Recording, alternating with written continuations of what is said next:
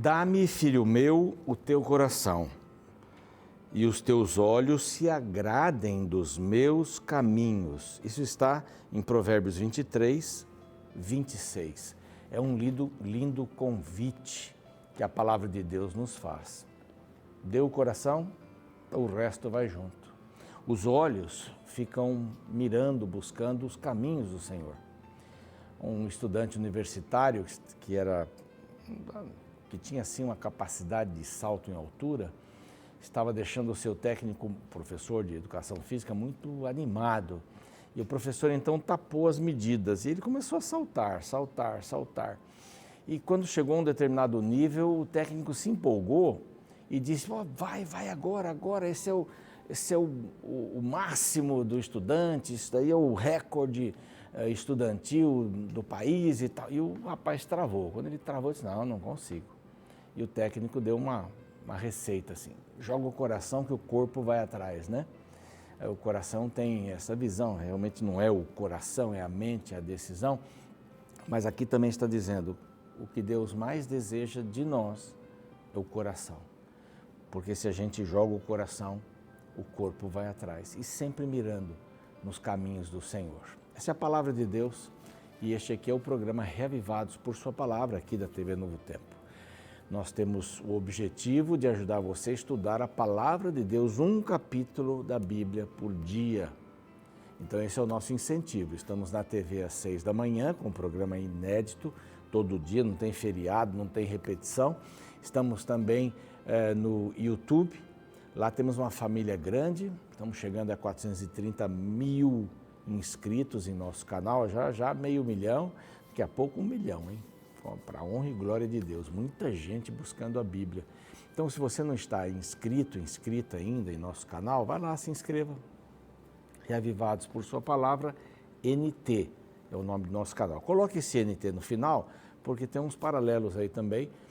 Alguns são muito bons, né, e ajudam as pessoas a estudarem a Bíblia. Mas põe um NT, é o canal oficial aqui da Novo Tempo, ok? Compartilhe o canal e compartilhe o programa do dia também com os seus amigos. Estamos no NT Play. O NT Play ainda tem alguns programas a mais do que a TV. Vale a pena conferir. No Spotify, no Deezer também para você escutar enquanto estiver caminhando, dirigindo, fazendo qualquer outra atividade. Você pode ouvir a palavra, ouvir os comentários da palavra. Lógico, aqui é apenas uma ajuda, mas a gente pode se aprofundar muito mais lendo a Bíblia sozinhos, não é? Mas buscando a palavra do Senhor. Você acorda, arruma a cama, estuda a palavra e sai para ser Jesus para as pessoas. Agradecemos aqui um grupo muito especial que são os Anjos da Esperança. Através das doações que estes queridos amigos e amigas fazem, anjos e anjas e anjinhos, a Rede Novo Tempo pode continuar pregando o Evangelho em português e espanhol para todo mundo. Esse é o grande objetivo. Quer se tornar um anjo da esperança? É muito simples. Basta mandar uma mensagem para este WhatsApp aqui, dizendo: eu quero saber como é que funciona e tal. Você vai receber todas as respostas importantes para isso. E graças aos Anjos da Esperança, nós podemos fazer chegar até você esta revista, há outras que fazem estudos sobre diversos assuntos, né? Sobre família, sobre finanças, sobre saúde, sobre profecias, Daniel, Apocalipse, a Bíblia também, vários temas, né, organizados, os principais temas da Bíblia, e aqui sobre oração. É muito importante você saber a respeito da oração, porque é o meio que a gente usa para falar com Deus. Ele providenciou esse meio para que a gente pudesse se comunicar com Ele. O título é Deus me ouve, é uma pergunta. Você pode pedir também por um WhatsApp, esse é o outro aqui, vai aparecer durante o programa. Só solicitar, quero a revista sobre oração. Pronto, isso já é bem fácil da gente entender. Vamos fazer contato, você envia o endereço e a gente manda pelo correio para você, tá bom? Bom, vamos para um rápido intervalo. Na volta, o capítulo 11 do primeiro livro das Crônicas. Não sai daí.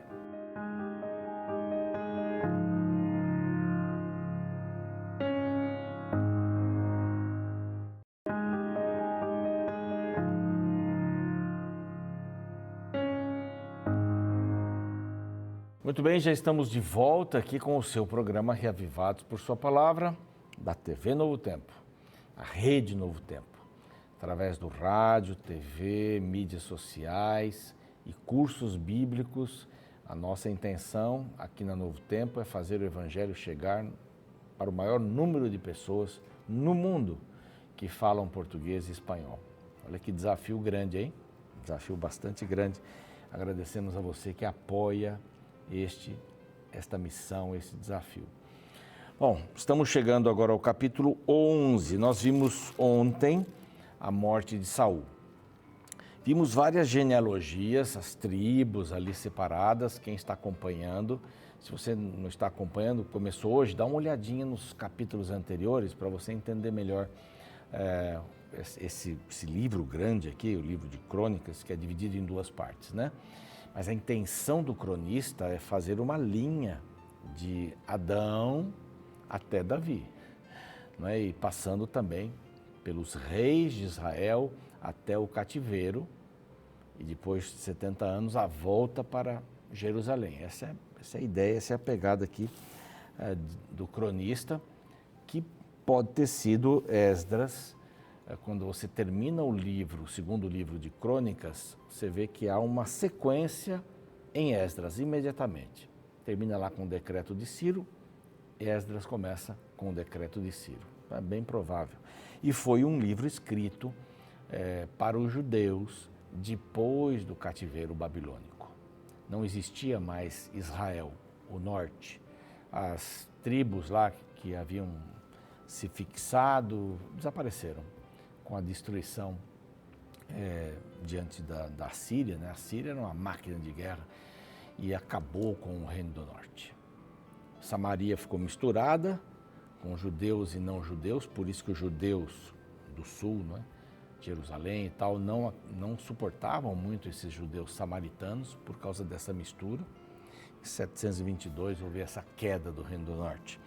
Então aqui é o reino do sul que importa. A história do Reino do Sul, não são mencionados, raramente um outro aqui, mas não são mencionados os reis do norte, só os reis do sul e os reinos ali, os reinados, digo melhor, para dar essa sequência de Davi lá para o Messias. Isso é importantíssimo, tá? Então dá uma olhadinha para você poder sentir o clima, né? E vai trazendo aqui uma série de genealogias que desembocam em Saul. Pronto, Saul, primeiro rei, pouca coisa aqui, um capítulo só de Saul, agora vem Davi. Davi tem muita coisa e começa aqui o capítulo 11, não é? Aconteceu uma coisa interessante. Saul tinha um filho chamado Isbosete e ele se autoproclamou, foi proclamado rei na cidade de Manaim, e estabeleceu o reino ali, o reino de todo Israel. Nesse tempo não havia divisão do reino do norte, Samaria, Israel, e do reino do sul, Jerusalém, Judá. Ele estabeleceu lá e Davi ficou quietinho. Ele já tinha sido ungido rei. Ele era o esperado rei de Israel. Mas como havia isso, ele não quis criar uma guerra entre o seu próprio povo. Não é? Havia os valentes de Davi, ele tinha um exército, ele tinha gente que o acompanhava, tinha pessoas que eram refugiadas e buscavam a Davi, e ele teve sempre companhia enquanto Saul o perseguia. Mas este filho de Saul, ele assumiu, e por 2 anos só. Mas Davi esperou. Davi tinha uma coisa aqui interessante. Ele não deixou que ninguém matasse Saul, ele não matou Saul, e todos aqueles que disseram, eu matei, todos aqueles, foi um só, né? Que disse, eu matei Saul, ele mandou esse indivíduo ser morto, porque não se pode tocar no ungido do Senhor. Ele tinha bem isso. Agora pensa aqui comigo, ele seria um rei. Imagina se ele tivesse mandado matar Saul, ou tivesse matado Saul, ou toda a sua família, como os sucessores normalmente faziam nos reinos daquela época, né? Então alguém assume o poder, manda matar todo mundo daquela família para não ter ninguém, para não ter revolta e não ter ninguém querendo, solicitando o reino, né, o poder. Mas aqui ele ficou quieto, porque ele não queria que acontecesse aquilo com ele mesmo. E ele sabia que a vontade de Deus ia ser cumprida em algum momento. Então Deus diz assim, ó, fica tranquilo, né? Mas eu já estou em idade avançada, eu tenho que me casar, Calma. Não é que tem uma pessoa no mundo que você tem que encontrar e acabar se casando com ela, não é isso. Existem várias pessoas que você poderia se casar e dar certo, não é? Mas deixa isso vir de Deus. Às vezes a gente corre para fazer alguma coisa e corre na frente de Deus e se dá mal. Aqui Davi não teve pressa.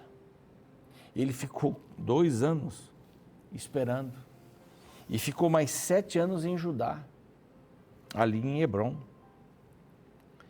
E quando ele foi assumir o reino, quando Deus deu sinais para ele que tudo tinha acabado e que dali para frente ele seria o único governante, então ele ficou 7 anos em Hebrom, né? Teve esse tempo de espera de Isbosete, até que ele fosse tirado do trono, e ele ficou 33 anos como rei. Foi um reinado espetacular. Ele conseguiu expandir o reino de Israel daquela época. Então, no verso 11, aliás, no capítulo 11, verso 11, a gente começa a entender o seguinte. Então, todo Israel se ajuntou a Davi. Aqui, o livro de Crônicas não quer contar a história da perseguição de Saul em relação a Davi. Um capítulo de Saul só e agora já entroniza Davi no reino. Então, todo Israel se juntou, né, dizendo, somos do mesmo povo de que tu és. Então, essa era a ideia dele. Nós temos que ser um povo unido, porque já havia, mesmo ainda não se estabeleceu, ou estabelecendo essa divisão, né? Essa divisão não foi estabelecida do Reino do Norte e Reino do Sul, havia uma tensão bastante grande. Porque as tribos estão lá em cima, embaixo ficaria Jerusalém, o rei ficaria embaixo, ele era de Judá, então ficou entre o seu povo, mas todo o povo era de Israel. As 2 tribos e meia ficaram do lado leste, ali do Jordão, não é? Manassés, Ruben e Gade, ficaram do lado de lá, já tinha uma divisão. E eles falavam mais com a parte norte de Israel. Eles eram Israel também, havia só um Israel. Mas havia uma tensão, havia sempre uma tensão. E aqui a gente encontra assim, nós somos do mesmo povo que tu outrora, verso 2, sendo Saul ainda rei, eras tu que fazias saídas e entradas militares com Israel. Também o Senhor teu Deus te disse, tu apacentarás, eu acho lindo esse verso aqui, tu apacentarás o meu povo de Israel, serás chefe sobre o meu povo de Israel. Olha a figura que Deus coloca diante do povo, né? E do próprio Davi. A figura de pastor. Tu apacentarás. É um rei, mas você não vai buscar seus privilégios. Você vai apacentar o povo. Proteção, eu anotei 3 coisas aqui. Proteção, orientação e nutrição. Isso que um pastor faz. Protege o rebanho, orienta o rebanho, nutre o rebanho. A ovelha precisa destas 3 coisas para sobreviver. E nós também precisamos disso. Nós precisamos muito de proteção. Nós precisamos de orientação, de nutrição. E é o que os pastores e líderes fazem hoje também. E é o papel do homem na casa, de ser o pastor da casa, o sacerdote da casa. Ele pode compartilhar com a sua esposa sem problema nenhum, mas Deus deixou essa função para o homem ser o líder espiritual. Infelizmente, não por causa das mulheres aqui, nada de feminismo, não é nada disso, mas infelizmente muitos homens não ocupam a sua função de líderes espirituais em casa. E ainda bem que as mulheres ocupam essa função. Mas nós os homens precisaríamos nos voltar para isso. Aqui diz proteção, orientação e nutrição. Esse é o papel dos pais também. Aí. Bom, assim então fizeram uma aliança lá e pela 2ª vez Davi foi ungido e se tornou rei de Israel. Nem em Hebrom, nem em Manaim, o reino seria estabelecido em Jerusalém. todas as incursões que foram feitas contra Jerusalém, onde estavam os Jebus, foram infrutíferas, porque a cidade ficava no alto, tinha 3 lados com vales e penhascos, montanhas, e apenas um lado, o lado norte, era por onde os exércitos inimigos poderiam entrar. Havia só um lado, então era uma cidade muito bem protegida. Mas eles até mandaram uma mensagem, né? Verso 5 diz assim: tu não entrarás aqui, porém Davi tomou a fortaleza de Sião, esta é a cidade de Davi. Vamos entender bem que a Bíblia não é um jornalista ou uma jornalista narrando os fatos. Bom, agora vai lá Davi sobe a montanha para Jerusalém e o monte de Sião, e agora ele está se aproximando, o exército está cercando, e ele está... Não, é um fato que já ocorreu. É um relato de alguma coisa que já ocorreu. A Bíblia, quando não fala de profecias, podem ser coisas lá no futuro, é alguma coisa que já ocorreu. E a gente encontra aqui isso, Davi tomou, o povo dizendo não vai entrar, Davi tomou. Era o lugar também que Deus desejava. Bom, Joabe tem essa façanha que diz, o verso 9 diz assim: ia Davi crescendo em poder, cada vez mais, porque o Senhor dos Exércitos era com ele. Quando uma vez um professor dizia assim: você quer saber quem é a pessoa? Dê poder para ela. Dê poder para ela. Aí você vai saber quem é a pessoa, quando ela tem poder, quando ela dirige outras pessoas. Aí você vai saber quem é aquela pessoa. E é uma verdade mesmo. A gente sabe bem quando as pessoas têm... Aí um outro acrescentou assim: quer saber quem é a pessoa? Dê um volante para dirigir e fica do lado dela num trânsito às 5 horas em São Paulo, para saber quem é a pessoa. Não é? Mas você está dirigindo. Mas dê poder à pessoa, você vai saber quem é a pessoa. É impressionante isso. E Davi foi humilde, porque ele sabia que o poder vinha de Deus. E aqui, logo em seguida, Davi está crescendo e tal, mas logo em seguida o cronista usa inclusive uma parte lá de segundo livro de Samuel 23, mas aí quando ele fala sobre os valentes de Davi, eram os 30 tops, só que na realidade não aparece 30 lá nem aqui aparece 46 e lá aparece 37, lá em Samuel. Mas eram os 30, vamos dizer assim. Tinha vários níveis, né? Os 3 primeiros, tinha lá o Jazobeão, que Samuel tem outro nome, mas é o mesmo nome aqui. Ele era habilidoso, os 3 primeiros dos 30. Né? Depois tinha Eleazar, perseverante.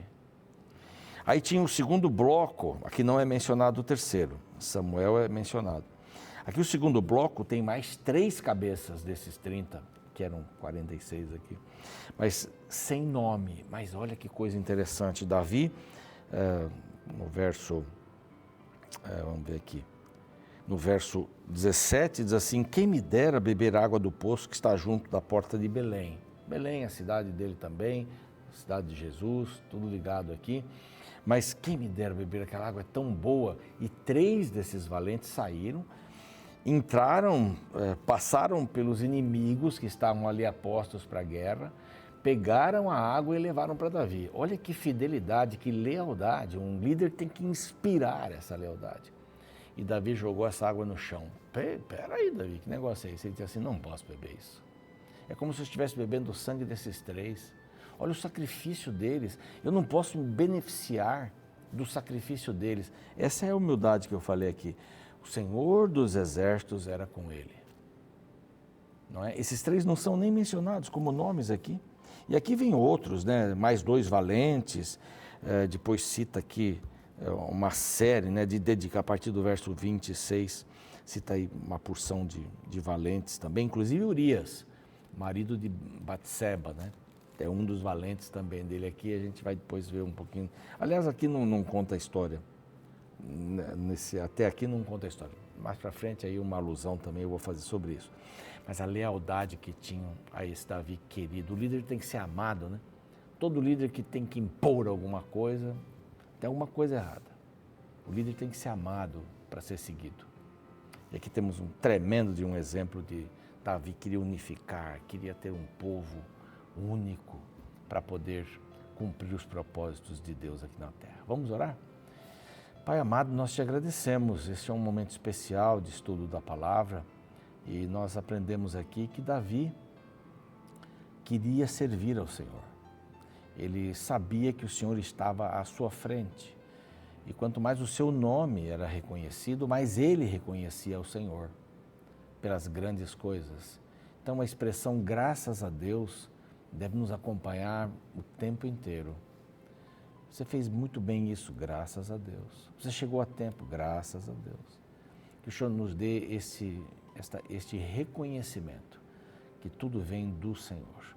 E que possamos ser pessoas amáveis, líderes em quaisquer circunstâncias que estejamos vivendo, que inspirem os liderados a seguirem o melhor caminho. Em nome de Cristo, amém. O programa segue, eu fico por aqui. Amanhã a gente está aí com o capítulo 12. Até lá. Um dos personagens mais importantes da Bíblia é Davi. Sua história ocupa 42 capítulos da Bíblia. Dentre a relevância de seu governo está o fato de que em seu reinado, Davi unifica todas as tribos de Israel sob uma única coroa, derrota exércitos filisteus e transforma Jerusalém em capital do reino. Davi se tornou a régua com que foram medidos todos os outros reis israelitas. Profetas anunciaram que o Messias, que restauraria a glória de Israel, descenderia dele. Os evangelhos chamaram Jesus de filho de Davi, sugerindo assim que o carpinteiro de Nazaré era o Messias tão aguardado. O moderno Estado de Israel estampou a estrela de Davi em sua bandeira, numa referência simbólica às glórias de seu reino. Davi, rei de Israel, vive e resiste, cantam os judeus em louvor ao pastorzinho que derrotava gigantes. Mas qual o segredo da vida deste personagem tão importante na história de Israel? A resposta é simples. Ela é apresentada no verso 9 do capítulo 11 de 1 Crônicas. Veja: ia Davi crescendo em poder cada vez mais, porque o Senhor dos Exércitos era com ele. Davi era grande porque estava nos ombros de um gigante.